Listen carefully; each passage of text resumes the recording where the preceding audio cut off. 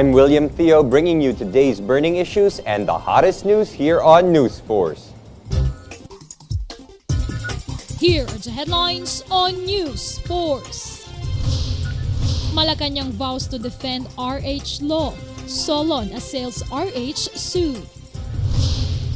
Government concedes to cybercrime law's unconstitutionality, says lawyer. Palas vows no compromise over Marcos's ill-gotten wealth. Accomplice in Cavite shooting surrenders to PNP. Smartmatic gets contract to supply CF cards for 2013 polls. International operations arrested more than 200 child porn suspects.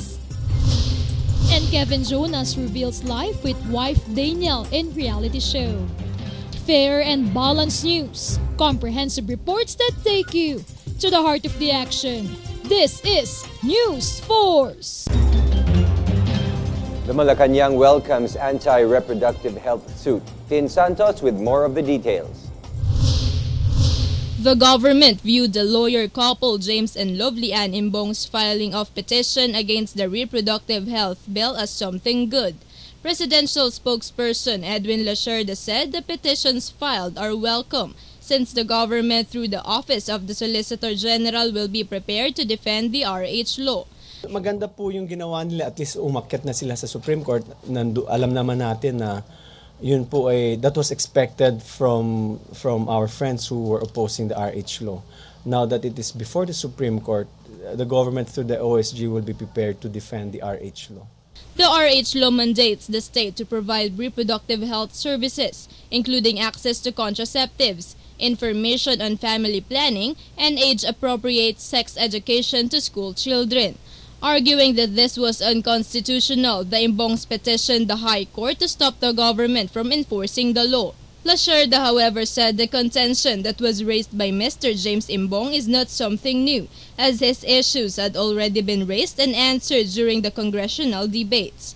On the other hand, Budget Secretary Florencio Abad believes it was right for the Imbongs to question the responsible parenthood and reproductive health law. However, Abad noted whether the petitioners would succeed was another matter. For GNN, Tin Santos, News Force. Two opposing bills regarding the controversial divorce law have been filed in the House of Representatives. Paul Ang reports. The House of Representatives appear to be on collision course over two completely contrasting and opposing bills regarding the controversial divorce law in the country. It can be noted Marikina Representative Marcelino Teodoro has filed House Bill 2768 or the Anti-Divorce and Unlawful Dissolution of Marriage Act. This seeks that no legislation should be passed encouraging the dissolution of marriage and recognizing divorce in the country.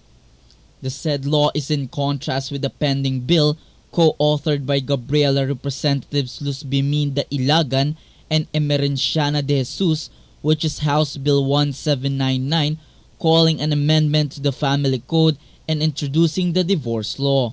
Teodoro asserted that divorce in the Philippines will undermine the value of true marriage by encouraging couples to put an end to their relationships instead of allowing them to reconcile immediately.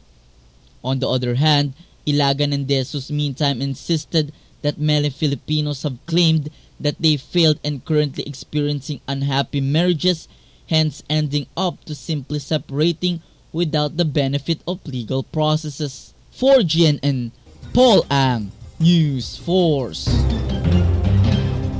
Senate Majority Leader Vicente Soto III urged President Benigno Aquino III to certify the Freedom of Information or FOI bill as urgent.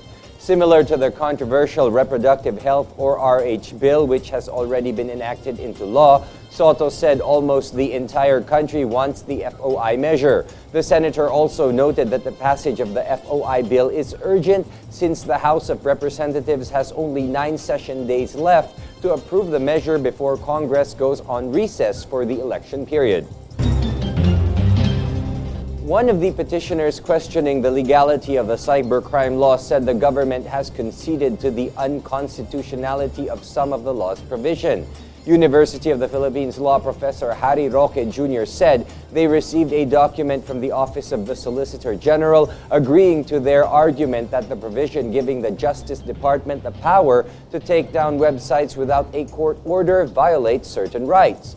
Roque said although the government has conceded to their argument, parties involved are still yet to argue on the said provision in the oral arguments set on January 15. The Department of Budget and Management, or DBM, was accused of double standards for releasing pork barrel funds to pro-administration congressmen while withholding the share of opposition lawmakers. As a proof of having double standards, Zambales Representative Milagros Mitos Magsaysay cited DBM's release of 140 million pesos in pork barrel funds to former Dinagat Island Congressman Ruben Ecleo Jr. through a caretaker congresswoman.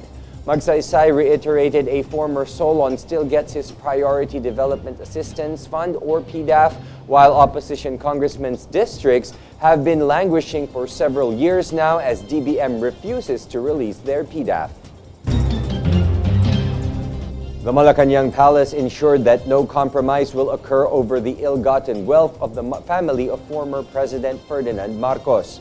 According to Deputy Presidential Spokesperson Abigail Valte, there were no in-depth negotiations between the Presidential Commission on Good Governance, or PCGG, and the Malacanang regarding the Marcoses' ill-gotten wealth. Valte meantime added that the palace was ready to give PCGG additional and emergency funds for the thorough investigation and recovery of the said wealth. None that I remember. For any particular case, meron pong sa aking recollection, the PCGG under previous administrations have entered into agreements to settle some of the cases. Health Secretary Enrique Ona said he will probe into the findings of Commission on Audit report, which shows that some 42.6 million pesos worth of equipment and facilities in various public hospitals are unused. Ona said he has already summoned the directors of the hospitals concerned to explain the issue. Based on the COA report, some equipment and facilities have not yet been used due to incompatibility with other machines and the lack of manpower training, which resulted into waste of government funds and ineffective services. The government has approved the release of more than 745 million pesos to support continuing development and peace-sustaining activities in the autonomous region in Muslim Mindanao. Precious Aquino filed this report. The government is set to release the 745.5 million peso to support the continuing development and peace-sustaining activities in the autonomous region in Muslim Mindanao, or ARMM. Budget Secretary Florencio Abad on Friday says the funds will be allocated to Payapa at Masaganang Pamayanan, or PAMANA program in Mindanao, further adding that through these funds it will help to ensure the families in the region. PAMANA is a project jointly implemented by ARMM, the Office of the Presidential Advisor for the Peace Process, the Department of National Defense Armed Forces of the Philippines, and the Department of Public Works and Highways. Specific projects to be funded by the 745.5 million release include support development in settlement sites in the region, the disposition of arms and forces, and the construction of strategic roads and public infrastructure. Moreover, Abaya says projects under the program aim to help communities gain access to markets for their goods through farm-to-market roads. For GNN, Precious Aquino, News Force. The United Nations allocated $10 million funds to set life-saving assistance to families affected by Typhoon Pablo. The government will use the said fund for emergency shelters, debris cleaners, water and sanitation, nutrition, protection, and health.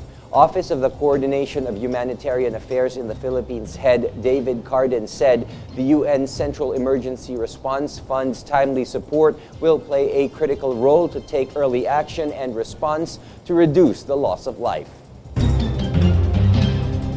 The Government Service Insurance System, or GSIS, and Social Security System, or SSS, has released a total of 9 billion peso emergency loans due to the natural calamities that hit the country last year. GSIS said its 390,000 members have already availed of almost 7 million pesos, with each taking home a total of 20,000 pesos. Meantime, SSS said it has given at least 2.3 billion pesos to 134,000 calamity victims who are SSS members through loan and pension relief package. The GSIS also noted that it has helped provide its members with much-needed funds through their upgraded and more reliable database. Accomplice in Cavite shooting surrenders to PNP. Smartmatic gets contract to supply CF cards for 2013 polls. Stay tuned for those stories and more reports when News Force returns.